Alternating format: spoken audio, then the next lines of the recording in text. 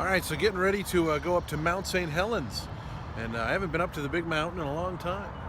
Probably, gosh, I was like 15 or something. My grandma took me up there, but I was born the day it erupted. It's my mountain, so let's go see it. But first, when you go to the mountain, you stop in Castle Rock because you got to go to Papa Pete's Pizza.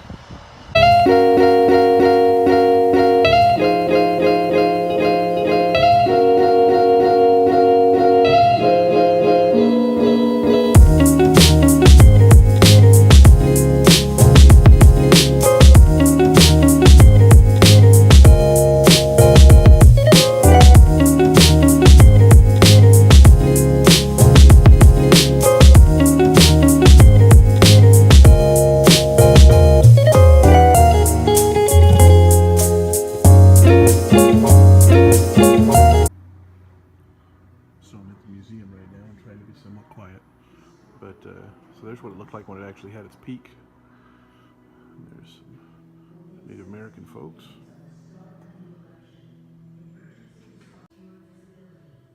There's C.J. Johnson. There's the mountain before. And there's the mountain after. So there's the mountain from Spirit Lake, which was completely covered. And so in March, they started noticing that there was pre-eruption patterns. So you see they started closing off the roads, started telling people not to come and not to go up near the mountain. And then in March, there was actually some, you can see the little puffs and little tufts coming out. And so it was doing some little dances before it really got going. Here's the Oregonian cover from about 6 weeks before the major eruption. It says, "Quake suggests major eruption in the OAC." Scientists can predict these things. This is great. So the volcanologists and scientists and loggers and everybody were getting pissed because so many people were coming to see a real volcano, and they were selling t-shirts and mugs, and you can see the guy with the Heaven Help Us shirt. So there's Harry Truman, who I talked about, the guy that refused to leave his place. Hundreds of letters from school children, concerned adults couldn't pry him away from his home of over 50 years. It was a place he said dearer to him than life itself. And he's still there, just under a lot of rubble.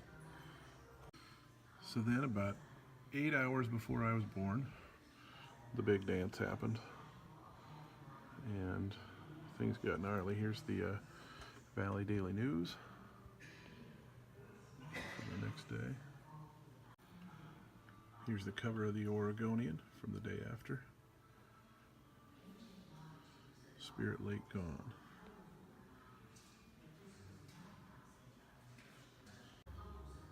See some of the damages, the mud flows and everything.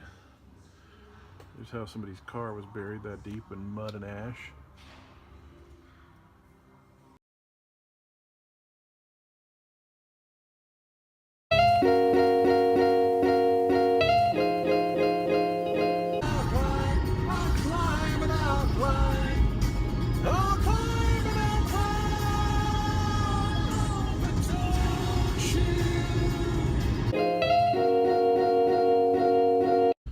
So we are in the blast zone about 20 miles from Johnson Creek Observatory, and it's stunningly gorgeous.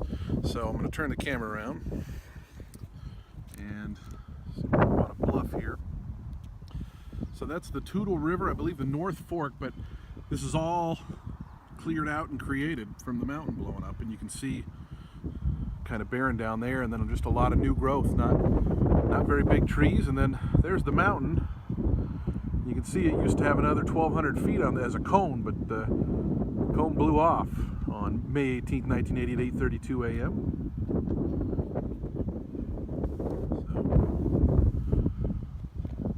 So, beautiful sky today too. So I pulled over at another vantage point, and you can start to see the inside of the mountain where the crater is.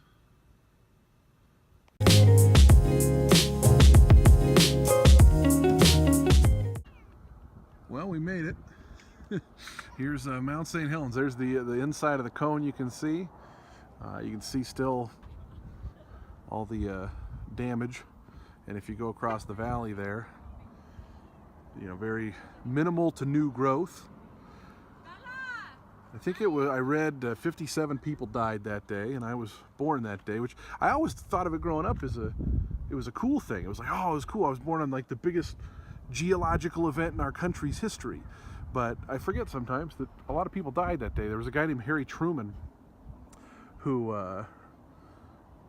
he was a stubborn old guy, and he wouldn't leave his lake property, and he at Spirit Lake, and he got buried under ash and mud flow. And then that ridge right there is where the observatory is, and Johnston Observatory. And David Johnston was a volcanologist. He was like 30 years old, and when the mountain blew, he made his famous Vancouver, Vancouver, this is it. And that was the last anybody heard of him. So a lot of destruction, but now a lot of beauty. But I'm gonna head back home. It was a fun day coming out here. It's good to see the mountain up close. Time to drive back.